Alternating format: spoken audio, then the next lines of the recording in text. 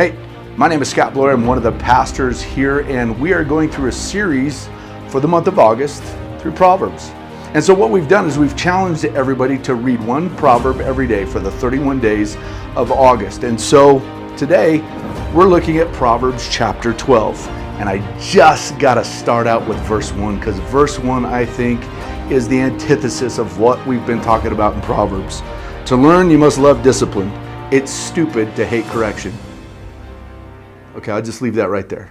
Stupid to hate correction. If you think you know it all and can do it all, you're stupid. Just got to say that right there. So we want to make sure that we understand that when we grow in faith and understanding, it's always a process. There's always something new. Even Paul in the New Testament, he said he's never arrived. He's always working at something. We only arrive when we're standing before Jesus in heaven. And that's when we're going to know all see all because we're standing in his presence. But when we look at Proverbs, it goes on in verse 6 and it says, the words of the wicked are like a murderous ambush, but the words of the godly save lives. As I was doing some work on this and research, it was talking about how the words of the wicked or advice of the wicked, it's an ambush. It doesn't help. So if you're a follower of Jesus and you're constantly looking for advice from someone who's not following Jesus, it's not going to help. It's going to actually hinder. In fact, the words of the godly save lives. Those are the people that step in when there's an argument and try to change the argument into encouragement. Those are the ones that hear gossip and try to step in and stop the gossip. See, the words of the godly save lives, and we need to continue to walk that way. And then it goes on in verse 14, and it says, wise words bring many benefits, and hard work brings rewards.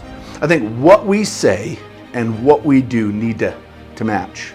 It is having our language and our actions do the exact same thing. And so we need to understand that that's very important because it goes on in the very next verse, verse 15, fools think their own way is right, but the wise listen to others.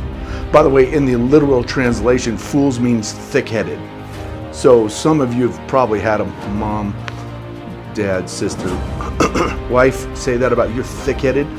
Thick-headed is foolishness. We always have something to learn from someone.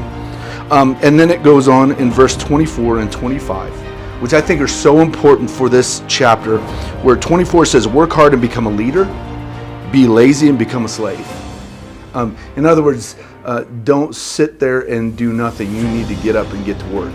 You need to move forward. There's always going to be something we can do, because then it leads into verse 25. Worry or anxiety weighs a person down, and an encouraging word cheers a person up. In fact, the literal translation means an empathetic word.